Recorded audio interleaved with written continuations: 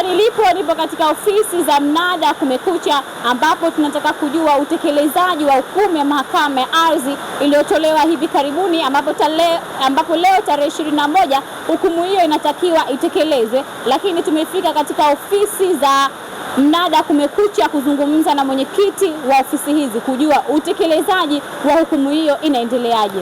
Tulipata amri kutoka mahakama ya ardhi tarehe 12 mwezi wa 3 mwaka 2006 kwa kutekeleza amri ya kwenda kuvunja maeneo mali ya wahukumiwa, mali ya wahukumiwa ambao walivamia ardhi katika eneo hilo, na tukaweka tarehe ya kwenda kutekeleza ni tarehe 21 Aprili. Lakini kabla ya kwenda kutekeleza hapo, kuondoka kwenda kwenye eneo, tukapata taarifa kutoka kwa mheshimiwa hakimu mwenyekiti wa mahakama ardhi kwamba zuio la kwenda utekelezaji la uvunjaji lizuiliwe. Sasa basi walifika wale wa upande waliopata hukumu wakataka kujua kwa sababu ya kuzuiliwa. Nikawaelekeza kwamba sasa hivi sipata amri, lakini zaidi wafuatilie wenyewe mahakamani, waende kaonana na mwenyekiti wa mahakama ardhi. Mmoja kati ya walalamikaji wametoa maoni yao kwa kutotekelezwa kwa agizo hilo la mahakama. Tika kwamba leo tushatayarisha kila kitu, saa 4 tumefika kwenye site, tumepigiwa simu na Kumekucha kwamba tuzuie na tuje Kumekucha, na hivi sasa tupo Kumekucha. Zuio limetaka nini na nini? Zuio limetaka kwamba tusivunje, basi tusivunje, sababu hatuijui. Na zuio limetoka mahakamani au zuio limetoka kwa mujibu wa barua hii linatoka mahakamani, katia saini mwenyekiti huyo ardhi. Lakini hakuna maelekezo yote? Hakuna maelekezo yote. Sisi wenyewe wenye shamba hatujapata barua hii tumeipata Kumekucha. Sisi hatujui habari yoyote, habari zote tumezipata Kumekucha.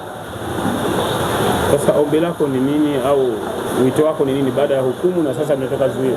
Mimi wito wangu na ombi langu, hukumu iende pale. Tunataka pavunjwe, tupate ardhi yetu, tufanye tunataka kuyafanya. TV imezungumza na sheha wa shehia ya eneo hilo kujua anayepia kuzungumza kuhusiana na sakata la eneo la Shakani.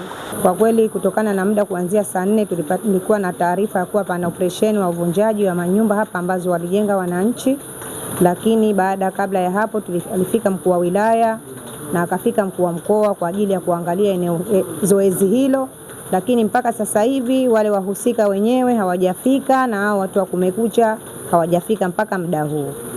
Kuna tetesi gani? Maana tumekuta hapa askari, kabla hapo tumeona gari ya mkuu wa mkoa. Tumepata tetesi kwa watu, tunasikia kama ili zoezi lina zuio kwa sasa hivi. Zuio la mahakama. Lina zuio la mahakama mpaka sasa, lakini hasijapata nakala yote mpaka sasa hivi.